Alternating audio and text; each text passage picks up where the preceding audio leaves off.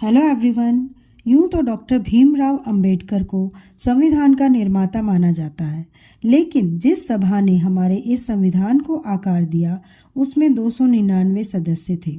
इनमें से 15 महिलाएं भी थीं, जिन्होंने न केवल संविधान को संपूर्ण बनाने में प्रमुख भूमिका निभाई, बल्कि उसमें गरीबों, वंचितों, महिला अधिकारों को प्रमुखता से शामिल कराकर किसी भी प्रकार के भेदभाव को खत्म करने में महत्वपूर्ण योगदान दिया। जिनमें सबसे पहले नाम आता है अम्मू स्वामीनाथन। तमिलनाडु की अम्मू स्वामीनाथन ने महिलाओं के लिए समान मत अधिकार की वकालत की थी। 1942 में भारत छोड़ो आंदोलन में शामिल होने के कारण उन्हें जेल भी हुई। बाल विवाह और देवदासी जैसी कुप्रथाओं के उन्मूलन पर काम किया। बेगम कुदसिया। पंजाब के राजसी परिवार में जन्मी बेगम कुदसिया एजाज रसूल संविधान सभा में एकमात्र मुस्लिम महिला थी। वे राजनीति में उतरी तो फतवा जारी किया गया। उन्होंने हिंदी को राष्ट्रभाषा बनाने की भी वकालत की थी। तीसरे नंबर पर है दाक्षायणी वेलायुधन। केरल निवासी दाक्षायणी वेलायुधन संविधान सभा में एकमात्र दलित महिला थी। इनके समुदाय के लोगों को सार्वजनिक सड़क पर चलने तक की मनाही थी। फिर भी दाक्षायणी सामाजिक आरक्षण के खिलाफ थी। एनी मैस्करेन। त्रिवेंद्रम में जन्मी एनी मैस्करेन केरल की पहली महिला सांसद थी। वे देश में रियासतों के विलय की मुहिम को अग्रणी नेताओं में थी। संविधान सभा में हिंदू कोड बिल पर काम करने वाली चयन समिति में भी रही। 5वें नंबर पर है दुर्गाबाई देशमुख। आंध्र प्रदेश की दुर्गाबाई देशमुख ने केवल 10 साल की उम्र में ही अंग्रेजी माध्यम के स्कूलों का बहिष्कार कर महिलाओं के लिए हिंदी स्कूल खोल दिया था। हंसा जीवराज मेहता।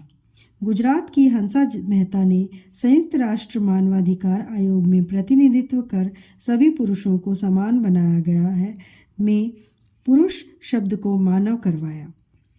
7वें नंबर पर है सरोजिनी नायडू। आज़ादी की लड़ाई लड़ी इन्होंने। प्लेग महामारी के दौरान काम किया। 1928 में केसरे हिंद सम्मान मिला। सुचेता कृपलानी।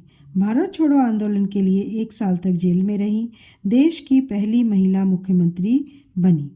विजय लक्ष्मी पंडित। पंडित नेहरू की बड़ी बहन विजय लक्ष्मी ने इंदिरा गांधी के आपातकाल के विरोध में पार्टी छोड़ दी थी। 10वें नंबर पर है कमला चौधरी। मेरठ निवासी कमला चौधरी को एक सभा में तिरंगा फहराने पर अंग्रेजों ने जेल में डाल दिया था। स्वतंत्रता संग्राम के दौरान 6 बार जेल गई। लीला रॉय। लीला रॉय ढाका विश्वविद्यालय की पहली छात्रा थी। नोआखाली दंगों के दौरान राहत केंद्र खोलकर 6 दिनों में 90 मील पैदल चलकर 400 महिलाओं को बचाया था।